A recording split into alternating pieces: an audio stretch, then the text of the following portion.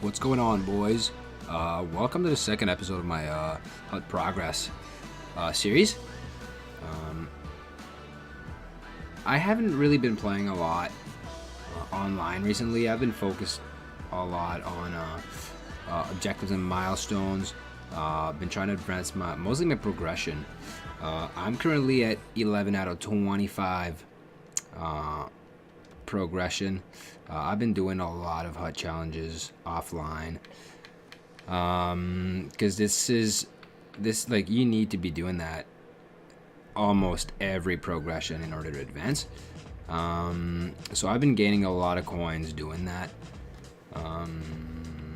Obviously this is a big one. I'll have to do that later on. I've been getting some milestones as well. I mean, I've reached Div 1, so that's a big step. Reaching Div 1 allowed me to have that 90 overall Tim Horton, which is a tank on defense.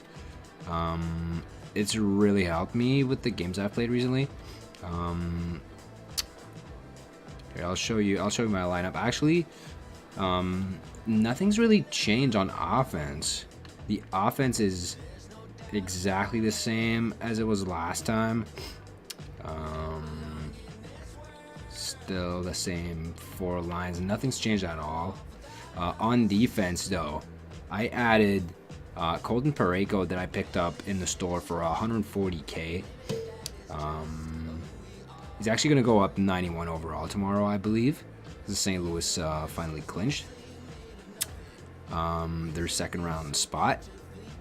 So I picked him up, and like I was talking about, I picked up Tim Horton from reaching Div 1 in online seasons. So that really helps my my defensive core here. As you guys remember, I had 84 overall Brent Burns and 83 overall John Carlson. So this is a really big improvement on the left side. They're all righties, by the way, so like obviously I like switching them up for one-timers. As for stats now, I think I played 21 games since last time. So here are some of the boys' stats. The first line is still almost everyone's above a point a game still, except for Stamkos. Obviously, as you advance into divs, it's much harder to like win by big scores. But you can see these guys are still producing. Like I've recently started playing comp seasons, just because I'm starting to have a really good feel for the game, and like it's pretty much the same as playing Div 1. So here are some of the guys' stats.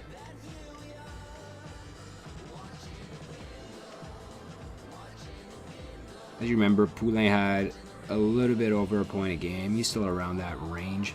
I think he had 9 points in 8 games.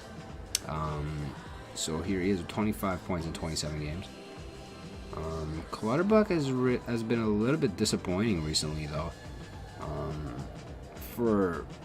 I thought for a guy like this, 88 overall, I thought he'd be a lot more dominant.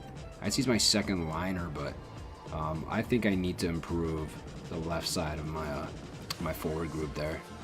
This is not really getting the job done.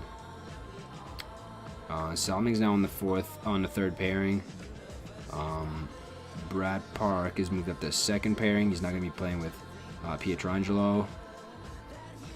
And Parayko still no points, as well as these two guys still have no points, but I'm not too worried. They're pretty solid pieces on D there. As for my goalies, once again, still the same goalies. I tried out Frederick Anderson. Absolute trash.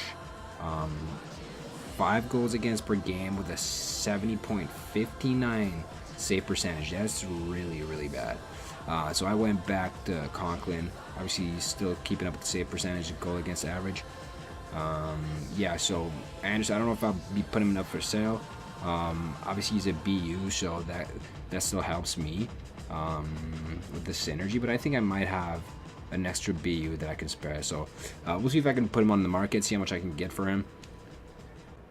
Also, a thing I've been doing, especially for progression, I've been doing a lot of sets. You really have to be doing that if you want to advance in the progression. I've been doing the player upgrades almost every time they're up. Like you see here, everything's on cooldown. Even if I let's say I don't have enough players for a certain set, I'll just go in the store and find I go in the auction house and find the cheapest player, so I can just so I can complete the sets. This really advances me in the progression. Like I said, I'm 11 out of 25. Once you complete 25 of those progression challenges, you get a 97 overall Owen Nolan. I don't know if I'll get there because the competitive or online wins is gonna take forever. I believe it's like 20 games every 2 levels or something like that, and it goes up. So it's gonna be a little bit hard, but let's just see how far I can go. Obviously now I'm not using any April collectibles to complete those sets. I'll be keeping them all for May, so I can re-roll them into May collectibles. I believe it's 3 for 1. So I'll have a bit of a head start in May just because I keep accumulating all those April collectibles. So that's it for me today, boys. I will see you later this week. Peace out.